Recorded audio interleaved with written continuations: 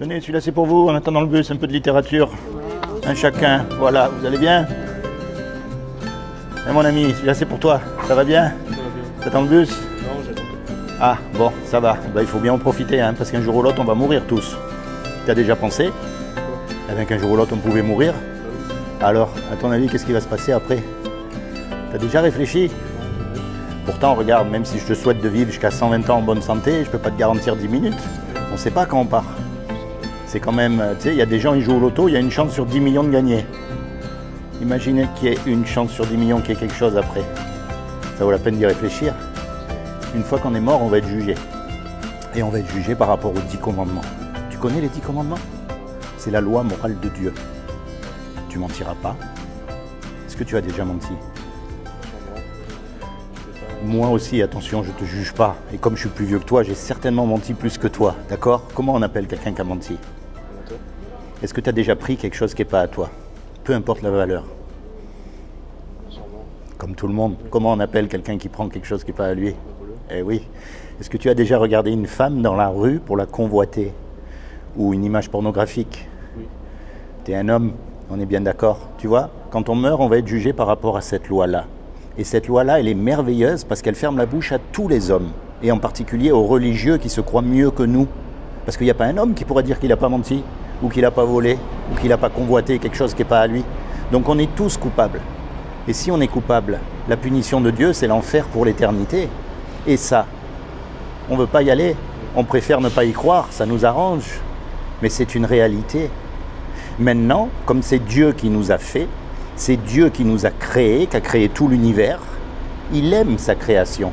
Un créateur, en général, il aime ce qu'il fait, on est d'accord? Un cuisinier, il aime sa cuisine, un musicien, il aime sa musique. Donc Dieu, il aime sa création. Et comme il aime, il ne veut pas qu'on aille en enfer. Donc il a fait quelque chose pour que toi et moi, malgré qu'on soit coupables, on puisse éviter d'aller en enfer. Est-ce que tu sais ce qu'il a fait? Ben, c'est très simple. Il y a 2000 ans, il est descendu lui-même sur terre et il a pris une forme humaine qui est Jésus. Il s'est revêti de Jésus. D'accord? Parce que comme c'est un esprit, il ne peut pas descendre lui. Donc il a pris une forme humaine et il a dit « Quiconque croit que Jésus est le Fils de Dieu et qu'il est ressuscité des morts, il aura la vie éternelle à mes côtés. » Mais ça ne suffit pas ça. Parce qu'il y a écrit aussi « Les démons y croient et ils tremblent ». La clé, c'est dans un mot qu'on appelle la repentance. Et la repentance, l'essence même de la repentance, ça veut dire se tourner vers Dieu. Et ça, c'est simple.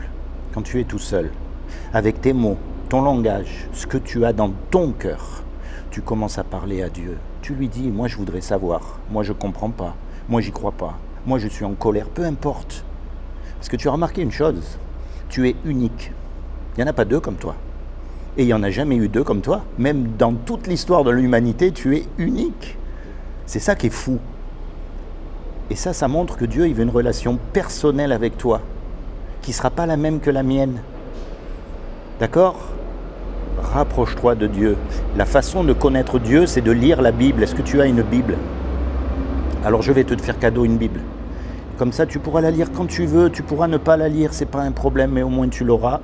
Et le jour où tu veux t'intéresser à ce sujet, comme n'importe quel autre sujet, eh ben, tu auras de quoi lire. C'est pas un sujet qui m'intéresse. Pour l'instant, oui. Pour l'instant. Mais tu sais, en général, quand tout va bien, on ne s'intéresse pas à ces choses. Et puis, il se passe quelque chose dans la vie. Et puis, on commence à réfléchir. T'en fais pas, c'est gratuit. Ça n'a rien à craindre. C'est un livre comme un autre. Tu vois? Regarde. Tu l'auras. Ça, en fait, c'est une bibliothèque.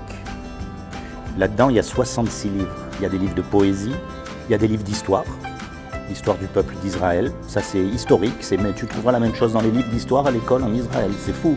Il y a l'histoire des évangiles. Tu vois, par exemple, Matthieu. Voilà, tu mets le repère dedans, hop.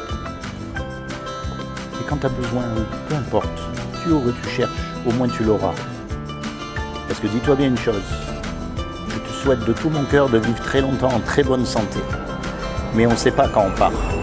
Et après, c'est trop tard. C'est comment ton prénom? Louison?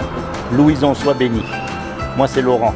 Seigneur Jésus, je te demande vraiment que tu rentres dans le cœur de Louison et que tu te révèles à lui en tant que son sauveur et son Seigneur afin qu'il puisse être béni, lui et toute sa famille. Sois béni, Louison. Au revoir.